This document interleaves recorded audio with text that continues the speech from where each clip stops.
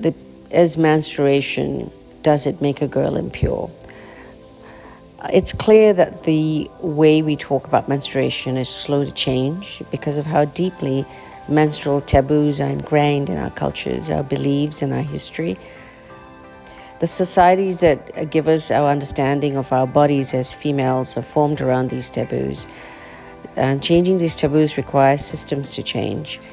And hopefully, as each generation comes together, they would not carry the old wives' tales along with them. Shame, stigma, and misinformation surround menstruation, and these are contributing to serious human rights concerns for women and girls.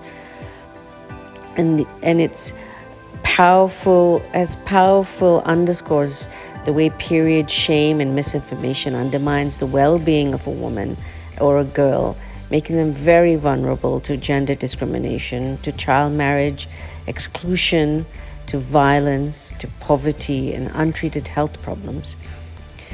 It's very important for us to understand that these taboos can keep women, girls, from touching water or cooking or attending religious ceremonies, engaging in community activities. They reinforce gender-based discrimination. And the sad thing is women do this to women because it's mothers who keep taking on the same taboos from their mother-in-laws and from their mothers and their grandmothers, and they carry it on and practice this with their children or with their daughters, rather than understanding that times have changed and there are different products out there to help a young girl who starts to menstruate, and teaching her hygiene and getting her involved in the kitchen and going shopping and going to the temple or to other ceremonies, and that doesn't make her impure in any way. In many communities, the onset of menstruation is associated with readiness for marriage. Child marriages increases the risk of adolescent pregnancy and outcomes, again taking away the rights of young girls. It's an issue not just in India, it's an issue in Africa, in South Asia, and even in some places in South America and Southeast Asia. So it's not just in one community, it's still a stigma around the world in various communities. And I think education is one thing, but being strong enough to implement that within your household is important. And all the women in those households have to come together collectively and support the change, because it's not the man who's actually menstruating, it's the woman. So the women should move this forward. For example, in Africa, it's high time we throw aside the myths and misconceptions and the negativity, because it's been there for far too long, that surrounds this menstrual cycle from menarche to menopause. We need to be transformational going forward. We have to understand that just because a girl starts to menstruate, that she's not ready for marriage. It's not a shameful thing.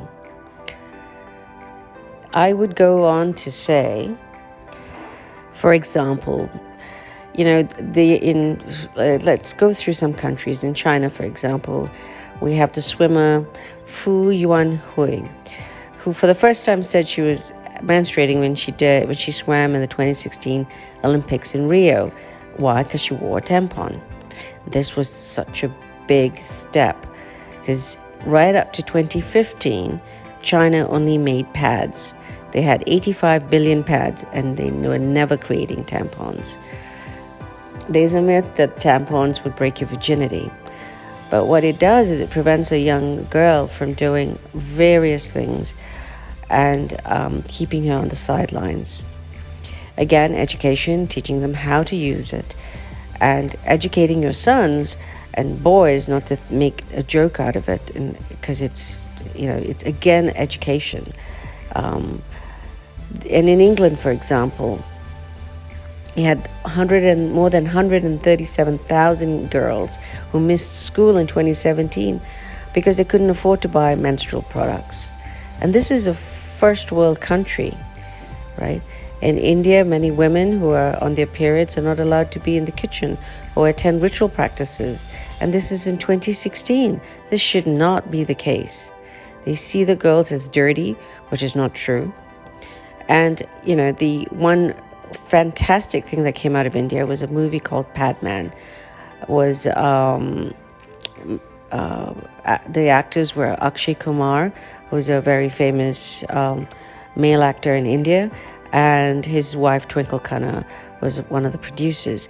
Again, drawing attention on the taboos of the menstrual cycle.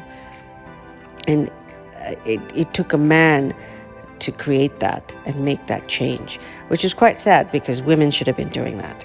In Nepal, for example, the practice entails banishing a person who's menstruating to shed outside their home because it's believed that women become impure during this time. This is, absurd. And in 2016, a teen girl died in a hut she was banished in while menstruating. The country outlawed this in 2017, but people still practice it.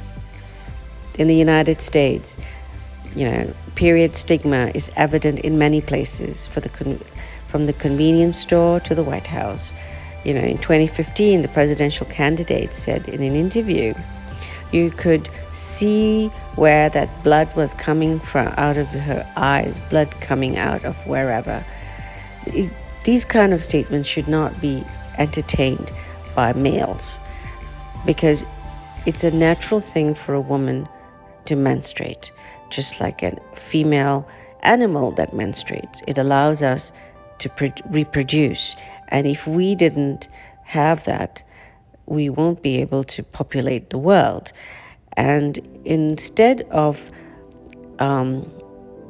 looking at this whole concept as a blessing, they have made it dirty. And so societies have to turn that around because it is a blessing. It is a godsend, and embrace it. So I think that, in order to make that change and to let people to stop looking at it that way, women have to change.